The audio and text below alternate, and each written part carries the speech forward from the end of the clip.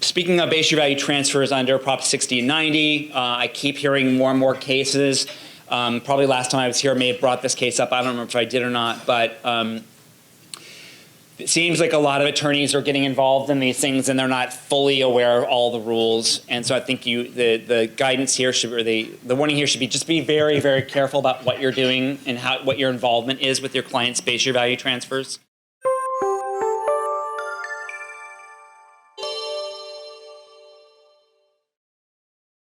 If you are involved in it, make sure you're familiar with the case law. As you know, 69.5 is the most awful statute in all the property tax rules. It's very detailed. The requirements are very strict, and it's an all or nothing. If you fail it, you don't get any base year value transfer at all. You do have 2 years after the sale of an original property to make, to buy a replacement property. So if your client were to screw up somehow right away and get a denial, they could get out of that property and get into another one.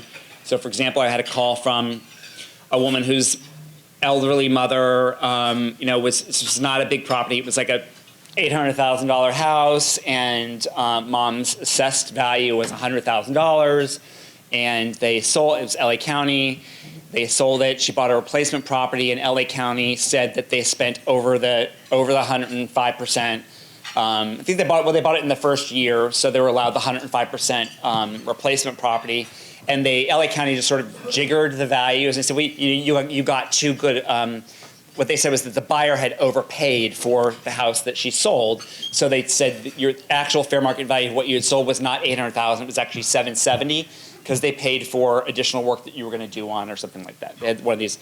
And it just didn't make any sense under the numbers for the mom to appeal this, because by the time you go through the appeal process, if she loses, she's just sunk. So her property tax bill that was $1,200 is now $11,000, $12,000, which is a big difference for someone on a fixed income. So my advice was for mom to sell the replacement property and just get into another property that would clearly fall within the 105, 110% range on what LA County was saying that the original property was worth.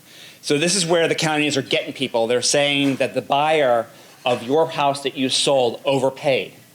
And the rules say that you're only allowed to spend 105% in the first year of the fair market value of the house that you sold, and in the second year, 110% of the fair market value of the house. Not what you sold it for, but what its fair market value was.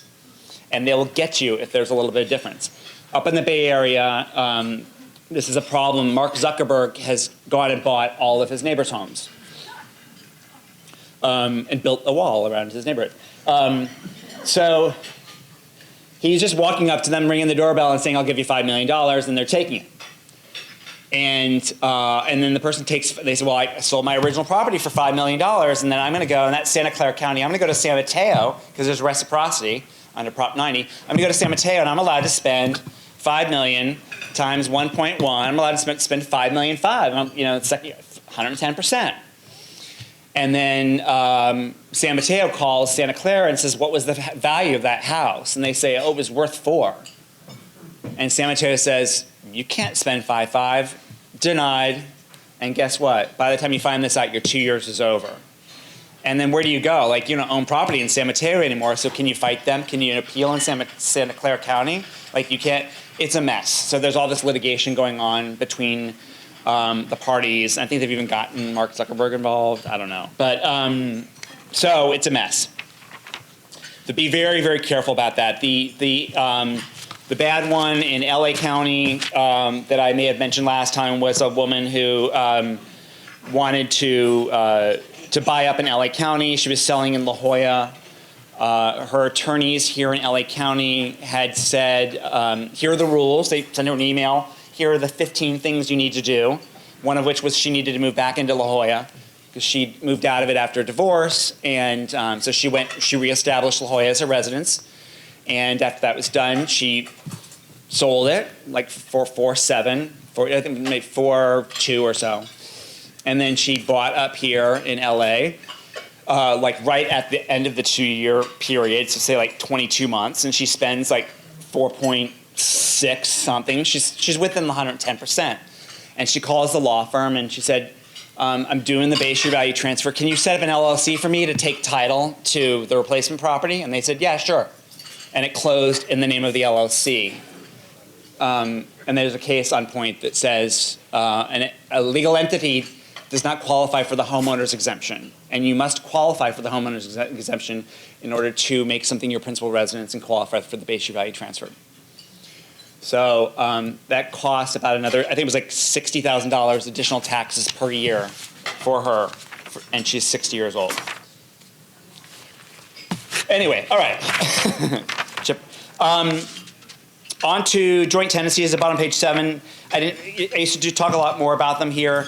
I think just the lesson I want to give here now is be careful, be careful, be careful. One of the first questions I had tonight when someone came up to me was a joint tenancy issue. So just be really aware of what you're doing in the rules. Be aware that the regulations were amended a couple times in the last few years, in 2013, in 2017. When you Google the regulation, make sure you have one that has the current additions to it. For a while, the DOE website did not have the updated changes to the regulations. And so just be very, very careful. If you think you're going to avoid a reassessment through something sneaky with a joint tenancy, you're probably wrong. It's probably a step transaction that you're engaging in. Which is not to say you can't do things, but just be very, very careful.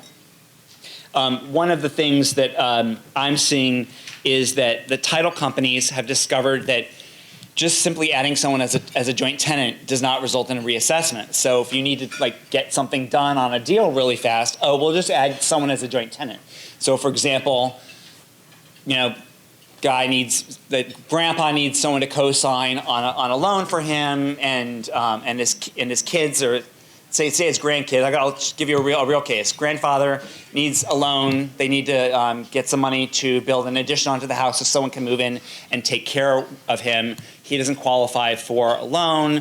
None of his kids really do, but the granddaughter does. So in order to get the financing, granddaughter agrees to co-sign the loan, and the banks require her to go on title. But rather than actually add her to title and say on the P-Corps that we're just adding someone for financing purposes, there's an explanation there for that. We're just adding someone for financing purposes. She's going to come on, and then we're going to get her off after this loan is done.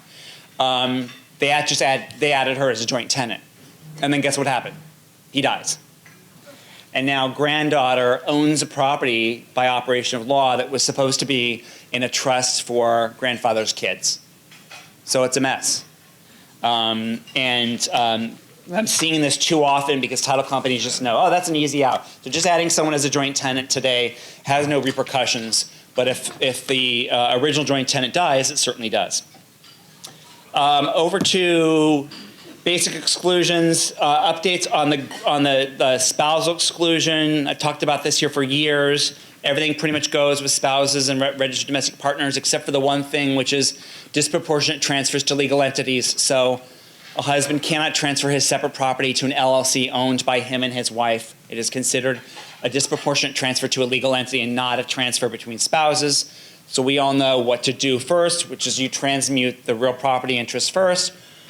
Make sure that this spouse goes on title as a tenant common, as a joint tenant, or that it's clear that it's community property, and then put it into the entity in a proportional transfer. What LA County had been doing, there were a series of Board of Equalization letters over the years that were sort of terrible. I was not responsible for them when I worked there. That said that it was the Board of Equalization's view that the Evidence Code 662 trumped the community property presumption. Evidence Code 662 says that the way property is owned is presumptively the way it's titled is presumptively how it's owned.